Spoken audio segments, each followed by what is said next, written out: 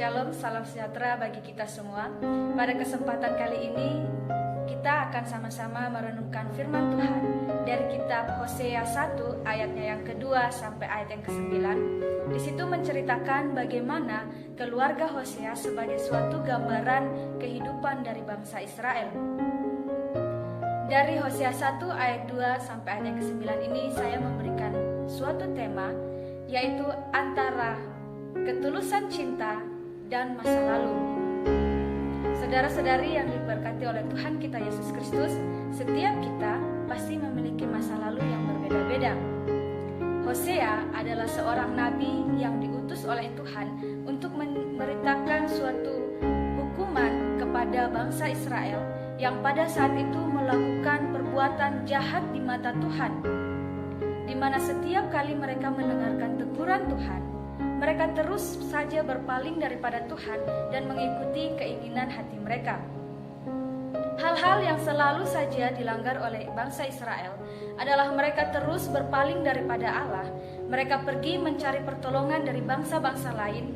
Mereka datang kepada penyembahan berhala dan menganggap penyembahan berhala itu sebagai Allah mereka, tanpa mereka melihat bagaimana perjalanan kehidupan mereka semua karena pertolongan Tuhan. Nama Hosea memiliki arti Tuhan adalah keselamatan. Hosea adalah anak dari Beeri. Pada saat itu firman Tuhan datang kepada Hosea, memerintahkan dia untuk pergi dan mengawini seorang perempuan sundal. Tidak hanya berhenti sampai di situ, tetapi Tuhan juga memerintahkan Hosea agar dari perempuan sundal itu dia bisa memperanakan anak-anak sundal. Setelah mendengar firman Tuhan ini, Hosea tidak berbantah kepada Tuhan. Dia tidak memberikan komentar kepada Tuhan, karena dia tahu benar apapun pilihan Tuhan, pasti itu yang terbaik. Dia tidak melihat statusnya sebagai seorang nabi, dan ketika dia diperintahkan untuk mengawini seorang perempuan sundal, maka itu adalah suatu halangan bagi dia untuk melakukan perintah Tuhan. Lantas, ketika dia mendengarkan firman Tuhan itu, dia pergi dan dia melakukan seperti yang Tuhan inginkan. Dia mengawini seorang perempuan sundal yang bernama Gomer binti Diblaim. Ketika dia mengawini Gomer, Tuhan mengaruniakan kepadanya 3 orang anak, yang masing-masing anak merupakan suatu arti yang sangat dalam bagi kehidupan bangsa Israel. Anak yang pertama diberi nama Yisrael, yang artinya Allah menabur.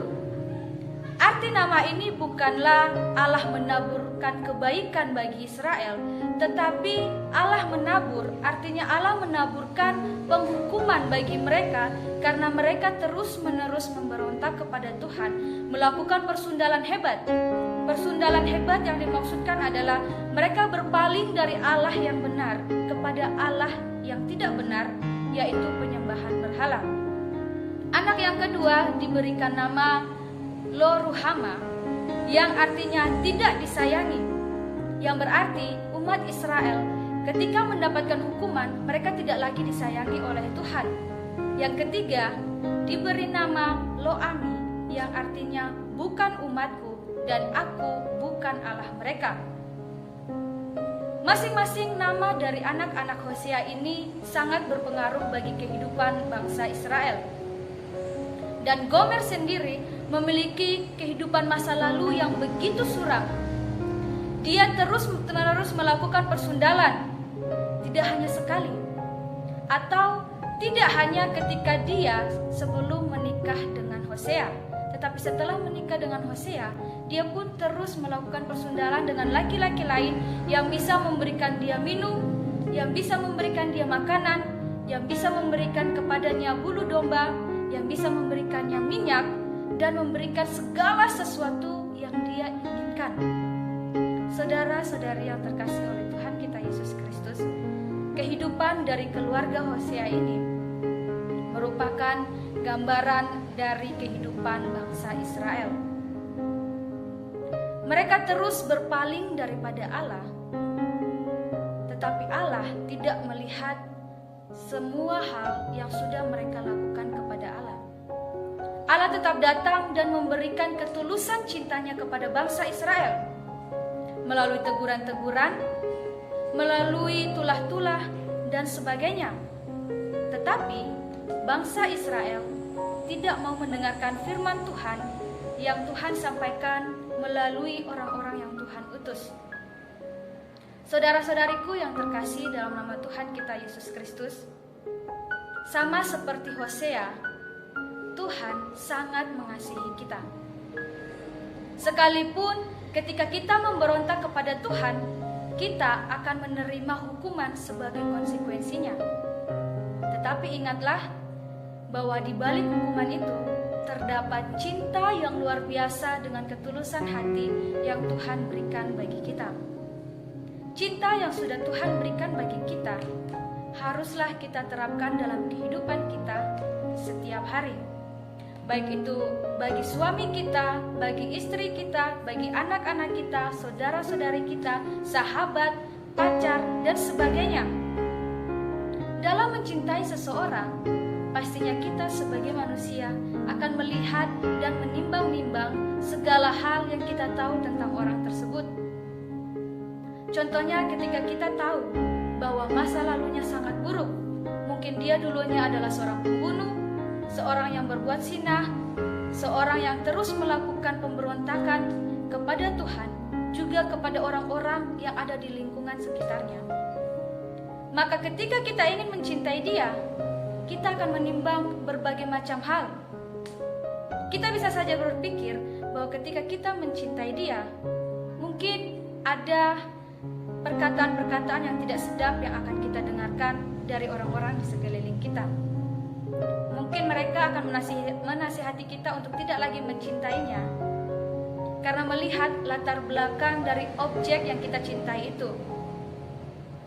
Bisa saja ketika kita pun sudah memiliki pasangan hidup, ketika kita melihat bahwa suami kita atau istri kita pernah melakukan kesalahan yang sangat besar dan sangat fatal, maka dalam mencintainya, kita pun akan melihat apa yang menjadi masa lalunya. Ketika dia berbuat salah, cinta yang kita miliki bagi dirinya akan memudar.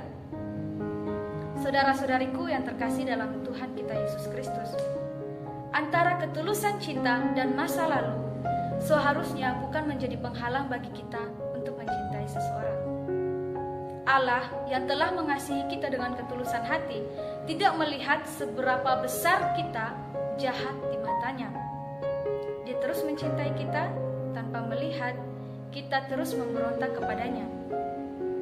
Cinta itu pun harus kita lakukan dalam kehidupan kita. Kita tidak boleh melihat jabatan kita saat ini, profesi kita saat ini, dan kita mulai mengukur pasangan kita atau kita mulai mengukur orang yang kita kasihi karena masa lalunya yang tidak baik, yang terus-menerus melakukan kejahatan, ataupun dengan kehidupan kita yang semakin baik, kita malah merendahkan pasangan kita. Mungkin kita memiliki banyak uang, sedangkan pasangan kita tidak memiliki pekerjaan dan hanya bergantung bagi kita. Apakah kita mau mencintainya dengan ketulusan hati? Pertanyaan ini saya kembalikan bagi kita. Ingat bahwa antara ketulusan cinta dan masa lalu bukan penghalang bagi kita untuk mengasihi orang-orang yang ada di sekeliling kita. Ingatlah bahwa setiap pemberian Tuhan pasti yang terbaik bagi kita. Tuhan memberikan kita pasangan hidup, memberikan kita suatu persoalan, memberikan kita orang-orang di sekeliling kita